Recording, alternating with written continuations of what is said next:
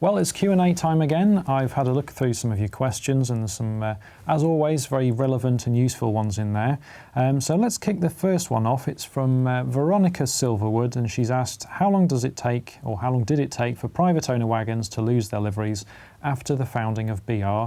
And it goes on to say, were some still around in the 60s? Well, here's the thing. In 48, when BR was created and the Big Four was nationalised, there were a heck of a lot of private owner wagons which were inherited, and some of them go, back to sort of sort of early 1900s at least. The majority of them were wooden bodied. Some of the steel ones were repainted into grey, mainly because steel wagons tended to have a tendency to rust, as you can imagine, being outdoors. But the wooden-built ones, many of which were the RCH type, a lot of them weren't repainted, and so these carried on in their liveries, and some were recorded as late as 1972 even in their original liveries, and you'd quite often find that the odd plank which had rotted out would be replaced with something and maybe given a bit of a primer. All of them, of course, were renumbered, but the wagons couldn't be renumbered whilst they were loaded, so you had to take a wagon out of traffic. And of course, some of them carried their numbers on for quite a while before, so it wasn't sort of like a cut-off date and everything changed. So yes, as a result, you could have seen some around in the 60s, many of which were wooden-bodied. Gary Scott asks, how do you fit a DCC decoder to the Hornby Peckett? There's not a lot of room in the Hornby Peckett, and I have to admit that's something that you've given me an idea for an article in BRM for installing something like that. I suspect, with taking the body off, you'd have a good idea as to what you can fit inside. I think sound might be pushing the boat out a little bit on that one, but we'll give it a go. We'll see what we can fit in there. Perhaps something like a Zimmo MX645 decoder, something like that, with a sugar cube speaker. That might just about be possible. It is a bit of a tight fit, though. Andy Goodwin says, wanting to run a mix of steam and diesel, is Lake Crest steam and green diesel D-numbered, I think he means D prefix, about right, or can it be extended to earlier/later stock, please? Okay, so here's the thing about diesels. When they were introduced, sort of late 50s through to, so let's go with the first sort of generation of diesel electrics. They were prefixed with D from new. Most of them came out in green. There were variations such as the Class 31s, things like that. We had sort of two-tone colours in them, but the vast majority were green. In fact, the Class 47s, things like that as well, had that livery. Most of them, all of them were prefixed with a D, but it's not always used the same font throughout. So some of them, or majority of them, were in a serif font, but you will note that the occasional D was without the serif on the left-hand side of it there. So you do get variations. Beyond, I think it's 1968, the D prefix was dropped from all diesels. But of course, there were many that carried it on through. It was only when they came into shop that was dropped. And of course, BR Green it lasted well into some of the sort of mid-70s on things like Class 40s and things like that. So there are many different variations, and if you're looking to mix the two together, yes, that D prefix, mixing it with steam is ideal. If you want to start dropping the Ds and things like that, that's when you've really got to sort of, 68's the end of the steam anyway, so you can't really mix the two, but there are many exceptions to that particular rule, especially when it comes to green locomotives that weren't always changed into blue straight away. Next question comes from JT Wake, who asks, is it better to have a bus wire as a ring or as an end-to-end wire that doesn't join back on itself for DCC? Okay, I've never actually wired up a DCC layout in a loop. I've always had it from end to end. And you can get filters which are recommended to fit at either end of those two on the end of the bus wire, purely for interference thing, and just to make sure that all of your decoders trigger properly.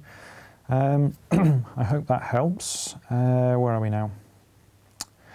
Alan Pollock, do you think that there will be more Scottish locomotives produced now Rails of Sheffield have done 828? Okay, so this is referring to the Rails of Sheffield exclusive of the Caledonian 812 class locomotive, which they're doing as number 828. Potentially, yes, there might be more Scottish locomotives produced. It was not a huge class, this one, so you know, it's something that was actually a little bit surprising from my perspective. But if you want to start mixing things with those locomotives, you're looking for sort of perhaps kits from Parkside Dundas. You can have a nice rake of wagons, because this was a mixed traffic locomotive, so you can, you know, it doesn't need to be necessarily ready to run coaches. You could have a go at doing the odd kit, or perhaps kit bashing a few things just to make something up there. Next question. Let's have a look. From Mikey Lambert says, what's the easiest way to create a moving road system within a double O gauge layout? Okay, the easiest way, it's not always the most cost-effective way, but the easiest way is to check out the road system from Faller. Now, this is a modular system that you can add to in terms of length, but the main key points to remember about this system is that it's battery powered, so your little double O gauge, well, they're actually HO, a little bit under scale, but you can use the mechanisms and replace the bodies with whatever you want, really. But they are powered by battery, which you charge up, and then they steer via a little magnet at the front of the vehicle, which propels itself along a wire which you've bedded into your road. Wherever you've laid that wire is where that vehicle will follow. Now it tends to take a little bit of experimenting, because you can end up with say a kink in the wire, or your wire might dip too far under the road, and so it loses that magnetism that it needs to guide it onto the road. So it does take a little bit of practice. So what I'd recommend doing is, before you lay any scenery on your layout, pretty much at the stage where you're putting your track down for your models, put that road in and just give it a test to make sure you're completely happy with it. And then once you're happy, you can then start surfacing it. We've found on layouts that have the Faller road system, where that little magnet runs, and a little bit where the wheels are as well, you will tend to get a bit of a sheen as it polishes every time it goes round. So you do need to sort of paint it every once in a while to get rid of that problem. But it's a good system. Take a look. I know there's a few retailers that stock it, so have a look at their websites, and hopefully you'll find the system that's good for you. Alan Simmons asks, would BRM do an article on rebranding a more modern, for instance, a Class 159 in old BR colours?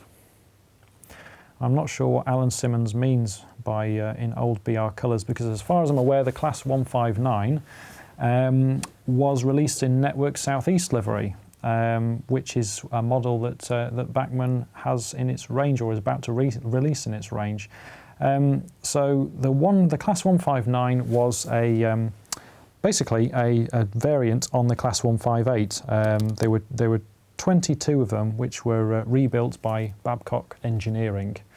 What happened is that Regional Railways over-ordered the number of Class 158s it needed, and Network Southeast just happened to need some of these. They were mainly replacing services which were hauled by Class 50s, and a lot of these were stop-start services throughout stations on very short runs, and the Class 50s were just idling in stations, overheating, spewing coolant everywhere. It just didn't work. So of course it was a lot of single track sections along the lines, mainly because of the beaching axe, so you lost your double mainline section.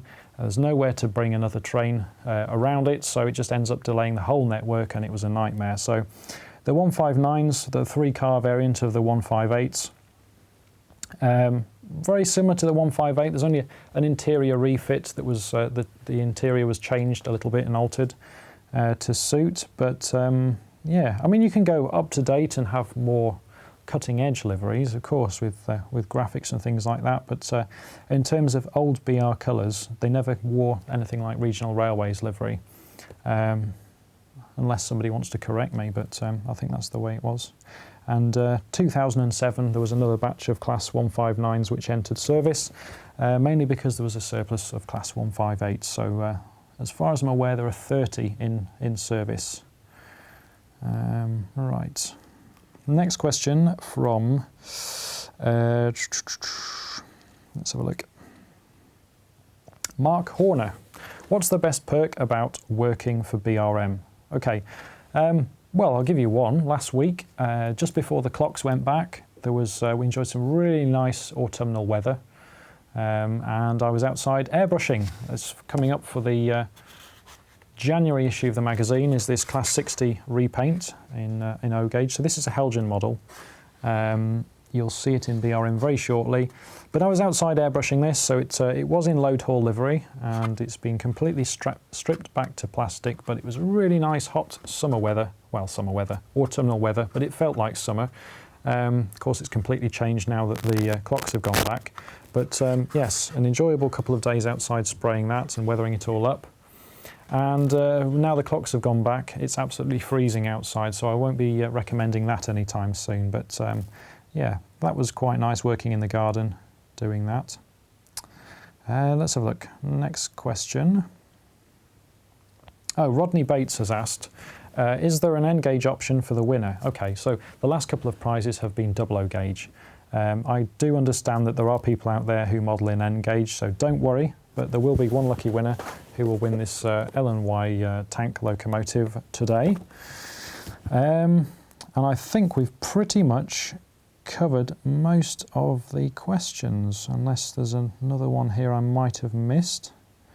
Let's have a look.